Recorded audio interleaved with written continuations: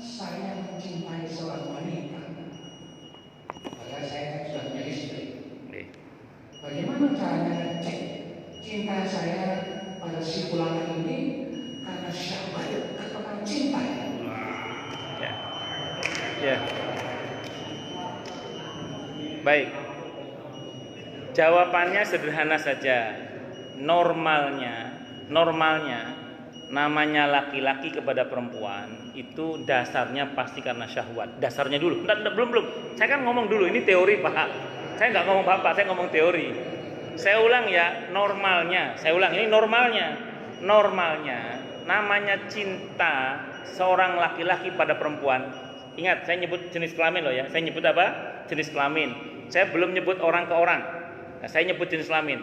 Umumnya cinta seorang lelaki kepada perempuan itu pasti dasarnya syahwat. Umumnya. Ada dalilnya. Surah Ali Imran ayat 14. Zuyyina lin-nasi hubbus syahwat. Nah, ya kan? Jadi dihiasi pada manusia itu hubbus syahwat, ketertarikan, cinta berdasarkan ketertarikan syahwat tadi kepada jenis kelamin yang lain, yaitu wanita kalau bagi laki-laki, laki-laki kalau bagi wanita. Zuyyina linnasi hubbus syahwati minan nisa'i dan seterusnya itu. Itu satu dulu, Pak. Nah, akan berbeda kalau cinta seorang muslim kepada muslim yang lainnya. Itu namanya cinta yang syar'i. Cinta apa? Yang syar'i. Dasarnya bukan syahwat tapi imani. Bisa dipahami ya? Mana dalilnya? Al-Hujurat. Innamal mu'minuna ikhwah. Nah, pertanyaannya buat Bapak adalah, Bapak ketika mengatakan cinta kepada siapa tadi? Si wanita tadi itu dalam kapasitas sebagai, mohon maaf, apa? Kalau sebagai lelaki pasti yang pertama jawabannya. Ya, tapi kalau Bapak sebagai seorang muslim kepada muslim yang lainnya, mukmin kepada mukmin yang lainnya, insya Allah itu cinta imani. Nah, itu pertanyaannya. Dasar jawab. Nanti direnungkan saja. Itu, jadi ini untuk semua kita ini. Makanya kalau ini saya secara pribadi ya, bagi saya yang perempuan itu ya cuma istri saya. Bisa dipahami ya? Begitu saya keluar rumah, ketemu sama ibu-ibu, saya tidak melihat beliau sebagai perempuan, tapi sebagai hamba Allah, sesama muslimnya. Karena kalau saya kemudian, saya ulang ya, kalau saya kemudian melihat beliau sebagai wanita, berarti saya harus menggunakan kelelakian saya. Yang ada adalah apa? Syahwat, betul ya? Iya. Ngajar ngaji, Dek, saya ini apa ngajar ibu-ibu, kayak kadang dandanannya menor-menor ya, kan repot ini. Nah, kalau saya menggunakan kelelakian saya bahaya, tapi saya memandang ini saudara saya sesama muslim. Sebagian mereka datang untuk diperbaiki akhlaknya. Saya juga masih belajar sebagai sesama muslim dengan sesama muslim yang lain. Yang adalah cinta imani. Bisa dipahami nggih? Nggih. Apa, Pak? Iba karena rahmah berarti. Kalau karena rahmah, karena kasih sayang, itu kata gini.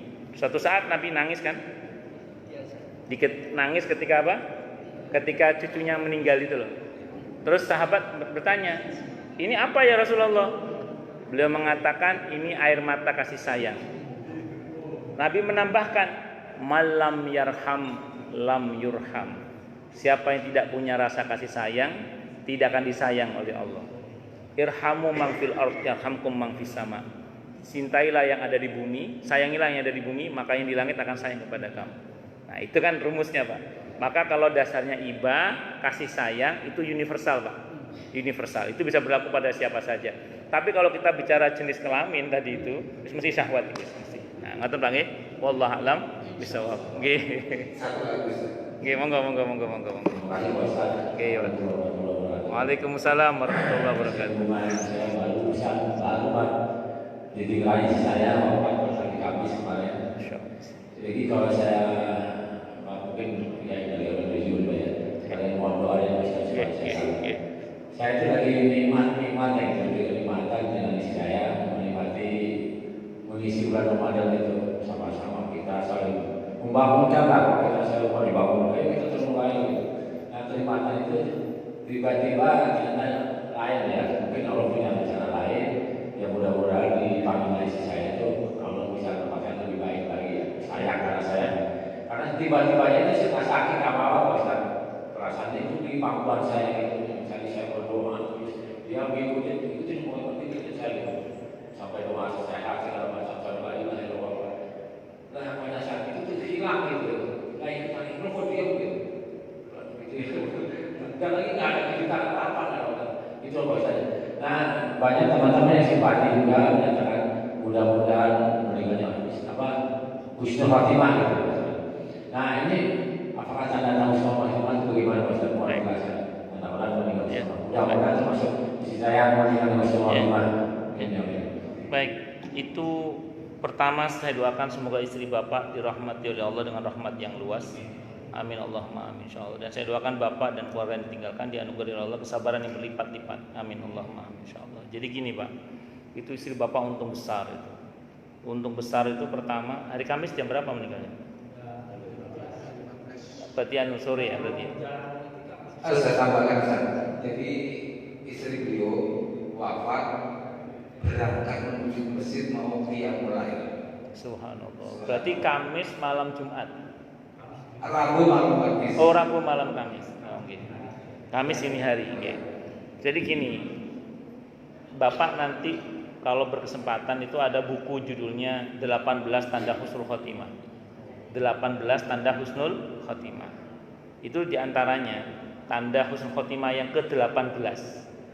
Itu Bapak nanti baca ada sebuah hadis yang sahih al-kamakol yang menyebutkan barang siapa yang sholat dan dia akhiri hidupnya dengan sholat itu, dan barang siapa orang yang berpuasa dan diakhiri dengan puasa itu hidupnya, dan barang siapa orang yang sedekah dan diakhiri dengan sedekah itu hidupnya, maka dia adalah husnul khotimah, syahid di jalan Allah.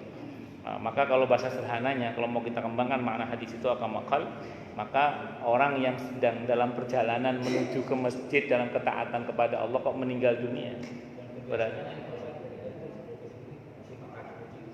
Nah, itu bagian dari pertama tanda apa Pak? Syahid husnul khotimah, syahid di jalan Allah. Itu yang pertama, Pak. Jadi wafat dalam perjalanan ke masjid aja itu udah husnul khotimah satu. Yang kedua, beliau wafat dalam keadaan Bapak sebagai suaminya sedang cinta-cintanya kepada dia. Itu apa coba yang paling berharga dari seorang istri selain dari ridho suami? Coba apa yang paling berharga dari seorang istri pada saat meninggalnya selain dari ridho suami? Bapak pada saat Bapak lagi cinta-cintanya sama istri, ridho-ridhonya dengan istri meninggal dunia, itu istri Bapak sekarang jauh lebih bahagia insya Allah dibandingkan di dunia ini. Cuman kita yang masih hidup ini yang masih harus terus memperbaiki diri. Karena istri Bapak wafat dalam keadaan Bapak sedang cinta-cintanya sama dia, sedang saling menyemangati dalam kebaikan. Ridho-ridhonya Bapak sama dia itu. Di tengah-tengah puncak ridho Bapak sama istri diambil, Masya Allah. Itu istri surga ada insya Allah itu. Sukses itu, istri yang sukses. Ibu yang masih hidup ya, tolong itu suami. Ya itu yang kedua Pak. Yang ketiga, ini catatan penting buat kita bersama, bahwa ketika seseorang itu wafat dalam kebaikan dan beliau punya kebiasaan yang baik, kata Bapak tadi, hadisnya Bukhari, hadis qudsi. Allah berfirman kepada malaikat, catat untuknya pahala seperti dia biasa berbuat baik semasa hidupnya. Nah, karena istri Bapak punya kebiasaan yang baik, apalagi di akhir dengan kebiasaan yang baik pula, maka saya ulang sekali lagi, insya Allah pahala beliau akan terus tetap mengalir. Dan terakhir, seseorang akan diwafatkan oleh Allah berdasar pada kebiasaan. Dan beliau sudah diwafatkan oleh Allah dalam kebiasaannya itu menjelang i'tikaf. Saya kira itu Pak ya. Wallahu a'lam bishawab. Cukup Pak ya.